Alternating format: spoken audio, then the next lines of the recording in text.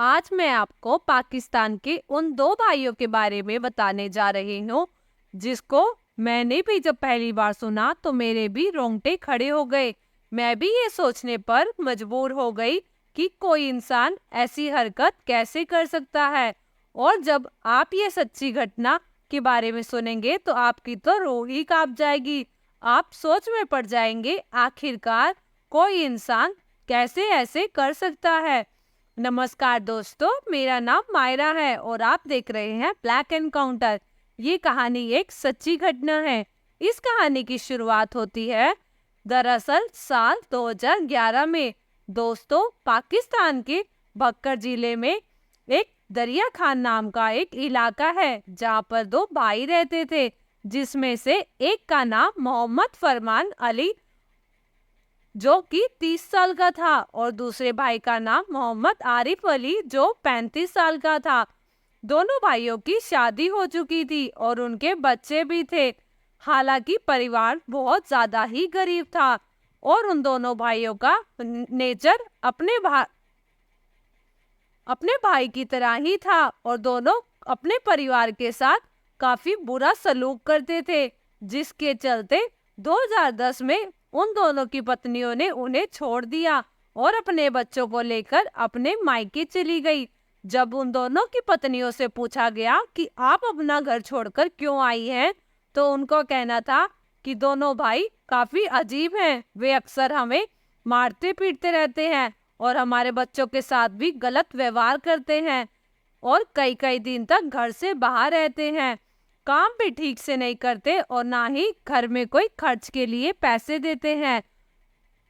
एक दिन आया 20 अप्रैल 2011 का दिन। इस दिन इलाके में जहां दोनों भाई रहते थे उसके पास में ही एक कब्रिस्तान था।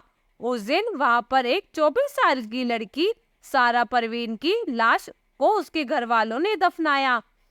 दरअसल सारा की मौत कैंसर के कारण हुई थी और उसको पास ही के कब्रिस्तान में दफना दिया गया था। लेकिन अगले दिन जब उसका सारा का पूरा परिवार कब्रिस्तान आया तो उन्होंने देखा कि सारा की कब्र के साथ कुछ छेड़खानी की गई है, क्योंकि वहां मौजूद मिट्टी से सब कुछ समझ आ रहा था। ऐसा लग रहा था जैसे किसी ने कब्र को खोदकर उसको दोबारा भरा है। इसी शक के चलते घर वालों ने कब्र को दोबारा फिर से खोदा और उन्होंने देखा कि वहां से सारा की लाश तो गायब है, जिससे वो घबरा गए और उन्होंने इस बारे में पुलिस में कंप्लेन करी। देखते ही देखते ये बात पूरे इलाके में आग की तरह फैल गई।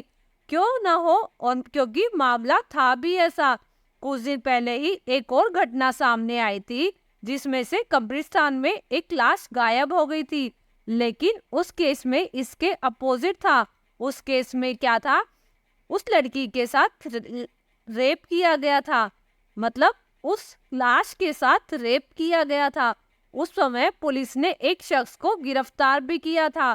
पहले तो लोग इसी घटना को उस घटना से जोड़कर देखने लगे, लेकिन इस घटना का मामला कुछ और ही निकला।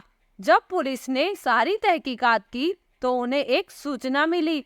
उसमें उन्हें पता चला कि एक इंसान है जो रोज कब्रिस्तान में दिखाई देता है। वो यहाँ अक्सर आता रहता है। पुलिस को बताया गया कि वो इंसान टोने टोटकी करता है। इस सूचना के मिलते ही इंस्पेक्टर ने तुरंत ही उस शख्स के घर पहुंच गई। और वो घर किसी और का नहीं, उन्हीं दोनों भाई फरमान अली और आरिफ अली का था। उस समय फरमान ही अकेला घर पर मौजूद था। पुलिस ने उस घर की तलाशी ली, लेकिन उन्हें वहां कुछ नहीं मिला। तभी उनकी नजर एक पुराने कमरे पर पड़ी जिस पर ताला लगा हुआ था। जब पुलिस ने उस कमरे के बारे में फरमान से पूछा तो पुलिस को बताया गया कि यह कमरा आरिफ अली का है, जो कि उसका भाई है और वो अभी घर में नहीं है, घर से बाहर गया हुआ है। पुलिस ने उसके कमरे का ताला तोड़कर उस कमरे की तलाशी करनी शुरू कर दी। जैसे ही पुलिस अंदर गई तो उन्होंने देखा कि अंदर एक बर्तन पड़ा था जिसमें कुछ नॉनवेज रखा हुआ था और साथ ही कुछ अलग अलग तरह के चाकू और खंजर टाइप के थे, जिसके ऊपर मांस के छोटे छोटे टुकड़े लगे थे। पुलिस ने चाकू पर तो इतना ध्यान नहीं दिया, लेकिन वहां पर मौजूद एक इंस्पेक्टर की नजर चींटियों के ढेरे पर पड़ी। चींटियां एक दो भी नहीं, लाखों की संख्या में थी। चींटियां लाइन बनाकर कमरे में रखी एक चारपाई के नीचे जा रही थी। उन्होंने देखा और वहां पर एक बोरी मौजूद थी। पुलिस इंस्पेक्टर ने अपने साथियों को बोला कि इस बोरी को बाहर निकालो और उसको खोला। जैसे ही उन्होंने उस बोरी को खोला तो उस बोरी में सारा परवीन की लाश पड़ी थी, जिसकी एक टांग गायब थी, यानी उसकी एक टांग को काट दिया गया था। और फिर आसपास जो लोग थे वो इस घटना को देखकर बहुत ही चौंकी रह गए। फिर पता चला कि उस बर्तन में जो मांस पकाया गया है वो सारा का टांग का ही मांस है। पुलिस ने उसके बाद तुरंत ही फरमान अली को गिरफ्तार कर लिया। साथ ही एक टीम को आरिफ को ढूंढने के लिए लगा दिया। बहुत जल्द आरिफ भी पकड़ा गया। जब आरिफ से पूछताछ की तो उसने बताया कि हम दोनों मिलकर कब्र से सारा की लाश निकाल कर लाए थे और फिर फरमान ने उसकी टांग काटकर उसकी सब्जी बनाई थी। और उस चाकू पर लगे हुए टुकड़ों को जब लैब में भेजा गया और जब उसकी रिपोर्ट सामने आई तो ये बात क्लियर हो गई कि ये इंसान का ही मांस है। जैसे ही ये बात लोगों को पता चली तो लोगों में तो सनसनी फैल गई। जेल में जब दोनों भाइयों से ऐसा करने का कारण पूछा गया तो दोनों आरोपियों ने और भी चौंकाने वाले खुलासे किए। उन्होंने बताया, ये तो क्या, हम तो अब तक 100 से भी ज्यादा लाशों को खा चुके हैं। पुलिस ने जब पूछा ऐसा तुमने क्यों किया तो उन्होंने बताया, ऐसा करने के लिए हमें एक तांत्रिक ने कहा था। उसने कहा था अगर तुम इंसान का मांस खाते हो तो तुम्हारे सारे दुख तकलीफ अपने आप ही जल्दी दूर हो जाएंगे। तांत्रिक ने कहा था कि पहले इंसान को मारना होगा और फिर उसका मांस खाना होगा। भाइयों ने बताया कि हम किसी को मार तो नहीं सकते थे, इसलिए उन्होंने सोचा क्यों ना किसी की लाश को ही खा लिया जाए। इसलिए जब भी कब्रिस्तान में कोई लाश को लेके आता तो हम उस पर निगरानी रखते और जैसे ही वो लोग जाते तो हम चुपके से अंधेरे में उस लाश को निकालकर उसे घर ले आते और उसे पकाकर खा जाते। जिसके बाद पुलिस ने थोड़े दिनों बाद उनको कोर्ट में पेश किया।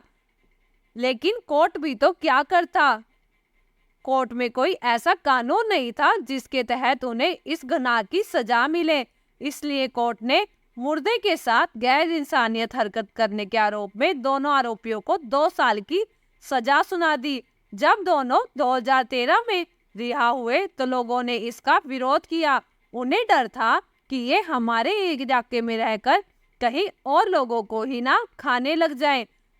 कई लोगों ने तो गुस्से में उन्हें मारने की कोशिश भी की, इसलिए उन्हें पुलिस की सुरक्षा दी गई। उन्हें ऐसी जगह रखा गया जहां उन्हें कोई जानता नहीं था। फिर इसके 1 साल बाद 16 अप्रैल 2014 में एक जिले के पुलिस अधिकारी को सूचना मिली कि किसी के घर से इंसानी मांस के जलने की बदबू आती है। पुलिस जैसे ही उस घर में दाखिल हुई तो उन्होंने देखा वहां 2 व्यक्ति लाश को पकाकर खा रहे थे और वो कोई और नहीं। हैरान करने वाली बात है कि ये वही दोनों भाई थे जिनको पहले पुलिस ने पकड़ा था, जिन्हें देखकर पुलिस हैरान हो गई और बोली कि तुम अभी भी सुधरे नहीं हो। वो दोनों उस समय लाश को पकाकर खा रहे थे। कमरे के अंदर बीचों बीच एक बच्चे का सिर कटा हुआ रखा था। सारी तहकीकात करने के बाद पता चला कि जिस बच्चे का ये सिर है उसकी आज से लगभग 10 दिन पहले ही कब्रिस्तान में दफनाया गया था, जिसको ये दोनों भाई कब्र से निकालकर पका रहे थे। पुलिस ने उन दोनों भाइयों को अब गिरफ्तार कर लिया। उन्होंने बताया कि ये लाश भी उन्होंने कब्र से ही निकाली है। फिर एक बार उन्हें कोर्ट में दोबारा पेश किया गया। 2 साल जेल में रहने के बाद भी वो दोनों भाई नहीं सुधरे थे। तब दोनों भाइयों ने खुद ही बताया कि अब तक उन्होंने जितने लोगों को खाया है उनकी संख्या अब 100 से 150 हो गई है। वो अब तक 150 लोगों को पकाकर खा चुके हैं। जिसके बाद कोर्ट ने उन्हें 24 अक्टूबर 2014 के दिन 12 साल की सजा सुना दी। फिलहाल अभी भी वो दोनों भाई जेल में हैं। जरा सोचिए 12 साल बाद अगर ये दोनों भाई जिंदा रहे और रिहा हो गए तो फिर क्या होगा। दोस्तों, ये थी इंसानियत को शर्मसार करने वाली सच्ची घटना। दोस्तों, अगर आपको मेरे द्वारा दी गई जानकारी अच्छी लगी तो वीडियो को लाइक करें और ज़्यादा से ज़्यादा शेयर करें। मिलती हूँ आपसे बहुत जल्दी एक नई और सच्ची कहानी के साथ। तब तक के लिए नमस्कार।